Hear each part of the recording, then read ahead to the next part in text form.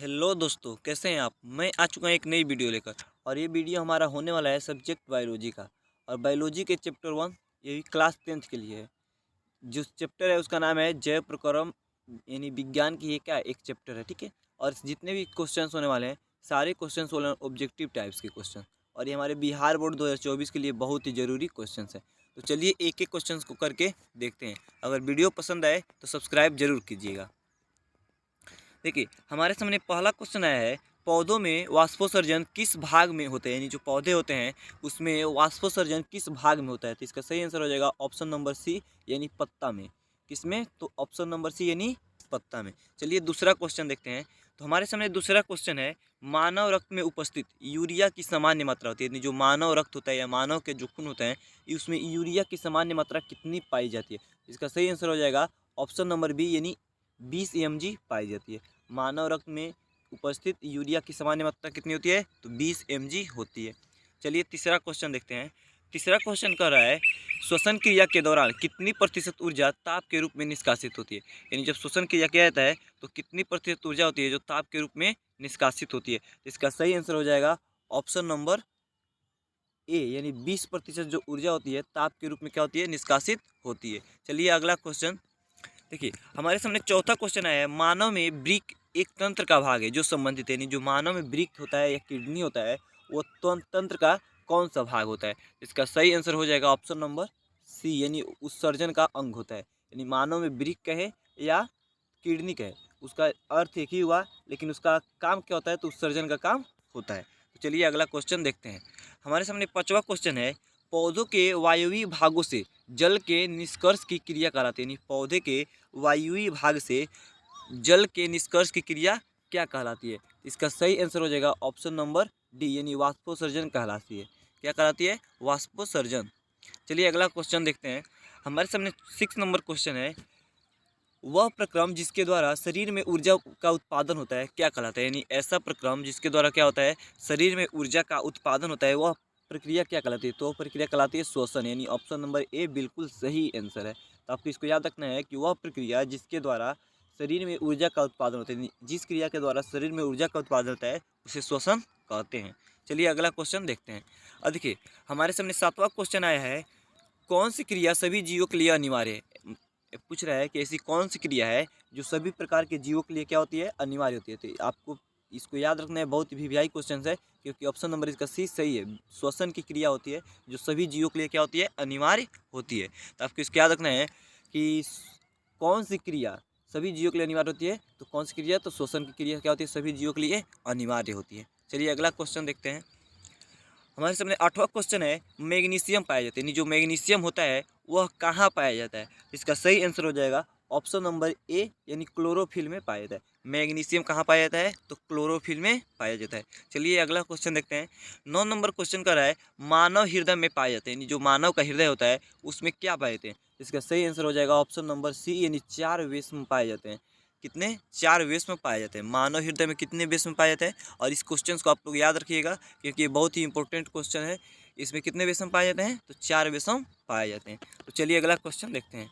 दोस्तों हमारे सामने 10वां नंबर क्वेश्चन आया है, प्रकाश संश्लेषण द्वारा किसकी प्राप्ति होती है। यानी जब प्रकाश संश्लेषण की क्रिया होती है तो उसके द्वारा किसकी प्राप्ति होती है। इसका सही आंसर हो जाएगा ग्लूकोज की प्राप्ति होती है। किसको? ग्लूकोज की प्राप्ति होती है। चलिए अगला क्वेश्चन देखते हैं। हमारे सामने 11 नंबर क्वेश्चन का रहा है, कोशिका झिल्ली किस प्रकार की झिल्ली, यानी जो कोशिका झिल्ली होती है किस प्रकार की झिल्ली होती है। तो इसका सही आंसर हो जाएगा ऑप्शन नंबर सी, यानी अर्धपरागम्य झिल्ली होती है। कोशिका झिल्ली किस प्रकार की झिल्ली होती है? तो अर्धपरागम्य झिल्ली होती है। चलिए 12 नंबर क्वेश्चन देखते हैं। हमारे सामने 12 नंबर क्वेश्चन कर रहा है, दही के जमने में निम्नलिखित में कौन सी क्रिया होती है। यानी जो दही जमता है तो उसमें किस क्रिया के द्वारा क्या होता है कि दही जमता है। तो इसका सही आंसर हो जाएगा ऑप्शन नंबर सी, किण्वन प्रक्रिया के द्वारा दही जमता है। और ये बहुत ही वीवीआई क्वेश्चन है, क्योंकि ये क्वेश्चन पूछ रहा है क्या कि दही के जमने में निम्नलिखित में कौन सी क्रिया होती है। जब दही को जमाया जाता है तो किस क्रिया के द्वारा होता है। तो इसका सही आंसर होगा क्या? किण्वन के द्वारा क्या होता है? उसको जमाया जाता है। चलिए अब 13 नंबर क्वेश्चन देखते हैं। हमारे सामने 13 नंबर क्वेश्चन है, जीवन की उपापचयी क्रियाओं के संचालन के लिए निम्नलिखित में कौन आवश्यक है। यानी जो जीवन की उपापचयी क्रियाएं हैं उसके लिए कौन आवश्यक है। इसका सही आंसर हो जाएगा, ऊपर जितने चारों ऑप्शन दिए हैं ये सारे चारों ऑप्शन सही हैं। चलिए 14 नंबर क्वेश्चन देखते हैं। 14 नंबर हमारा क्वेश्चन कर रहा है मानव में डायलिसिस थैली है, यानी जो मानव होता है उसके अंदर डायलिसिस की थैली है वह क्या है। तो इसका सही आंसर हो जाएगा ऑप्शन नंबर ए यानी नेफ्रॉन है। मानव में डायलिसिस की थैली क्या है, नेफ्रॉन है। और ये क्वेश्चन बहुत ही इंपॉर्टेंट क्वेश्चन है, इसलिए इसको याद रखिए कि मानव में डायलिसिस की थैली है तो कौन है, तो नेफ्रॉन है। चलिए अगला क्वेश्चन देखते हैं। हमारे सामने 15 नंबर क्वेश्चन है मत्स्य का मुख्य श्वसन है, यानी जो मछली होती है, मत्स्य का अर्थ होता है मछली या मीन, ठीक है। तो मत्स्य का मुख्य श्वसन अंग है, तो जो मत्स्य होता है या मछली होता है उसका मुख्य श्वसन अंग हो जाएगा ऑप्शन नंबर सी यानी गिल्स। मछली किसके द्वारा सांस लेती है, तो गिल्स के द्वारा सांस लेती है। चलिए अगला क्वेश्चन देखते हैं। देखिए हमारे सामने 16 नंबर क्वेश्चन कह रहा है पौधों में गैसों के निष्कासन के लिए किस क्रिया का प्रयोग होता है, यानी जो पौधे होते हैं तो उसमें गैसों के निष्कासन यानी गैसों को बाहर छोड़ने के लिए किस क्रिया का उपयोग किया जाता है। तो इसका सही आंसर हो जाएगा ऑप्शन नंबर बी यानी विसरण प्रक्रिया के द्वारा पौधे अपने गैसों क्या करते हैं, बाहर की तरफ छोड़ते हैं। चलिए अब 17 नंबर क्वेश्चन देखते हैं। हमारे सामने 17 नंबर क्वेश्चन है क्लोरोफिल वर्णक का रंग है, यानी जो क्लोरोफिल होता है उसका रंग कैसा होता है। तो इसका सही आंसर हो जाएगा ऑप्शन नंबर ए यानी हरा होता है। कैसा होता है, तो हरा होता है। क्लोरोफिल का रंग कैसा होता है, तो हरा होता है। चलिए 18 नंबर क्वेश्चन देखते हैं। हमारे सामने 18 नंबर क्वेश्चन कर रहा है कवक में पोषण की कौन सी विधि है, यानी जो कवक होता है उसमें पोषण की कौन सी विधि होती है। इसका सही आंसर हो जाएगा ऑप्शन नंबर बी यानी मृतजीवी उसमें विधि होती है। कवक में कौन सी विधि होती है, मृतजीवी विधि होती है। चलिए अगला क्वेश्चन देखते हैं। 19 क्वेश्चन कह रहा है रेजिन एवं गोंद कहाँ संचित रहता है, यानी जो रेजिन हो गया तथा जो गोंद है वो कहाँ पर संचित रहता है। तो इसका सही आंसर हो जाएगा ऑप्शन नंबर डी यानी पुराने जाइलम में। कहाँ पे, पुराने जाइलम में।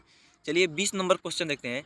हमारे सामने 20 नंबर क्वेश्चन कर रहा है शरीर में भोजन को पचना किस प्रकार की अभिक्रिया, यानी जो शरीर में भोजन पचता है वह किस प्रकार की क्रिया के द्वारा पचता है। तो इसका सही आंसर हो जाएगा ऑप्शन नंबर ए यानी उपचयन के द्वारा। और ये क्वेश्चन बहुत ही वीवीआई क्वेश्चन है, इसको आप लोग याद रखिएगा कि शरीर में भोजन का पचना किस प्रकार की क्रिया है, तो कौन सी क्रिया हो जाए, उपचयन की प्रक्रिया है। चलिए अगला क्वेश्चन देखते हैं।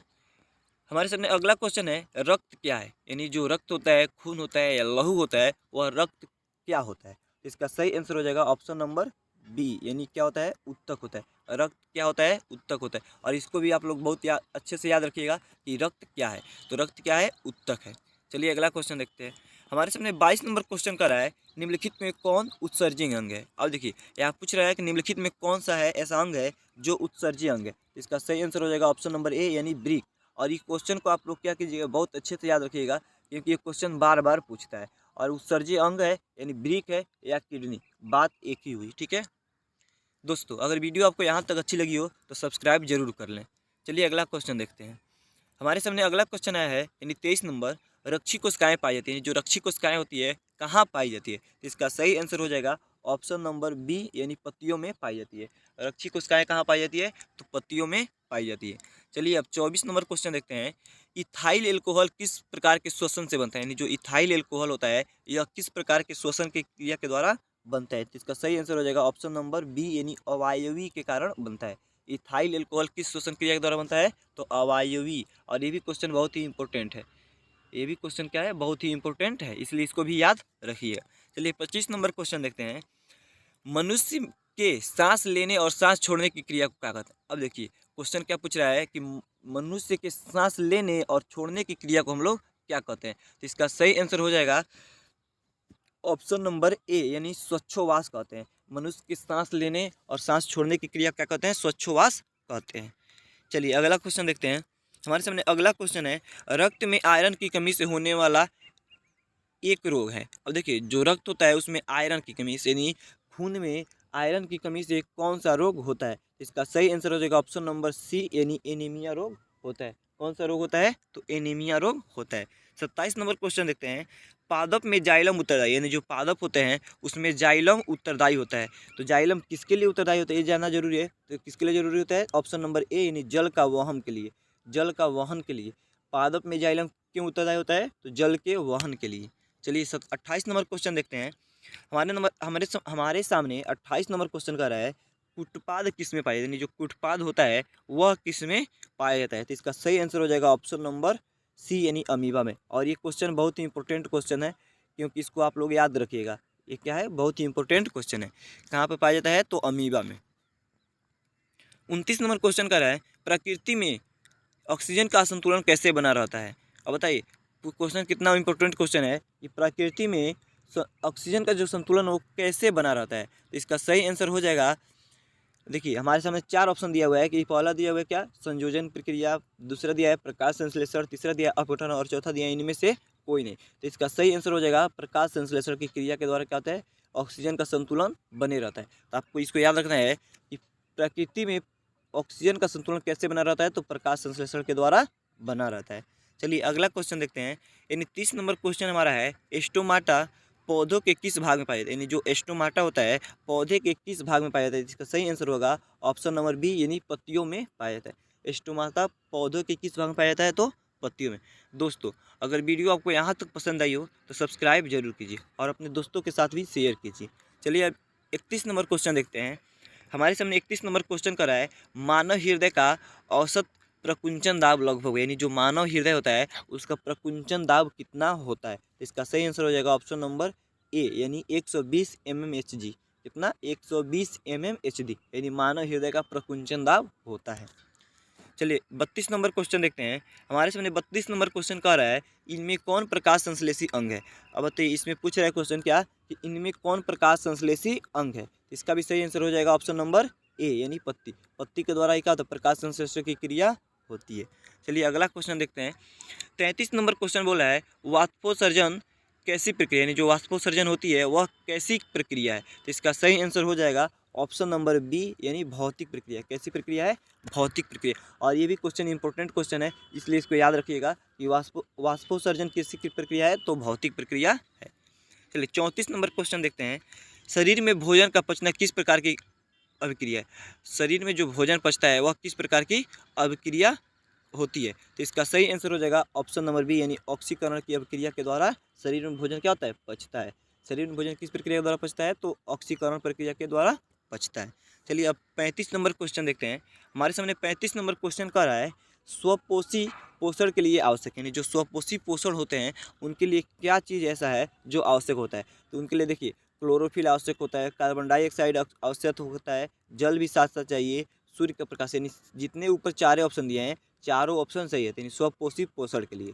ठीक है, चलिए अगला क्वेश्चन देखते हैं। हमारे सामने 36 नंबर क्वेश्चन कर रहा है, पाइरूवेट के विखंडन से यह कार्बन डाइऑक्साइड जल तथा ऊर्जा देता है और यह क्रिया होती है। देखिए क्या दिया है, पाइरूवेट के विखंडन से यह कार्बन डाइऑक्साइड जल तथा ऊर्जा देता है और यह क्रिया क्या क्रिया कहलाती है। तो इसका सही आंसर हो जाएगा ऑप्शन नंबर बी, यानी माइटोकॉन्ड्रिया।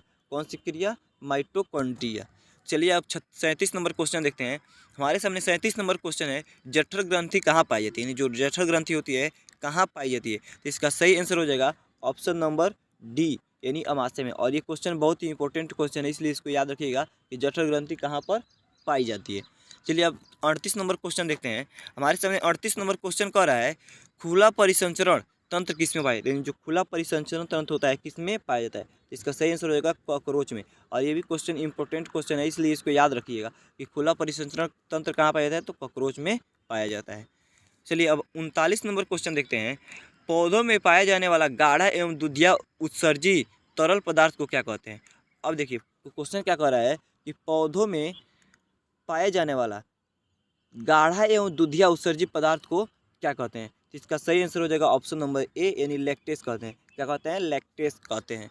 अब 40 नंबर क्वेश्चन देखते हैं। हमारे सामने 40 नंबर क्वेश्चन कर रहा है, यूरिया रक्त में कहाँ से प्रवेश करते हैं, यानी जो यूरिया होता है वह रक्त में या खून में या लहू में कहाँ से प्रवेश करता है। तो इसका सही आंसर हो जाएगा ऑप्शन नंबर बी, यानी यकृत से क्या करता है, प्रवेश करता है। चलिए अगला क्वेश्चन देखते हैं। हमारे सामने अगला क्वेश्चन है, प्रकाश संश्लेषण होता है, बताइए प्रकाश संश्लेषण कब होता है। तो इसका सही आंसर हो जाएगा ऑप्शन नंबर डी, यानी दिन में। प्रकाश संश्लेषण की क्रिया कब होती है, दिन में होती है। और प्रकाश संश्लेषण क्या होता है कि पौधों के द्वारा होता है, इसलिए जितने भी पौधे हैं वो प्रकाश संश्लेषण की क्रिया प्रकाश में ही करेंगे, इसलिए दिन में प्रक्रिया होती है।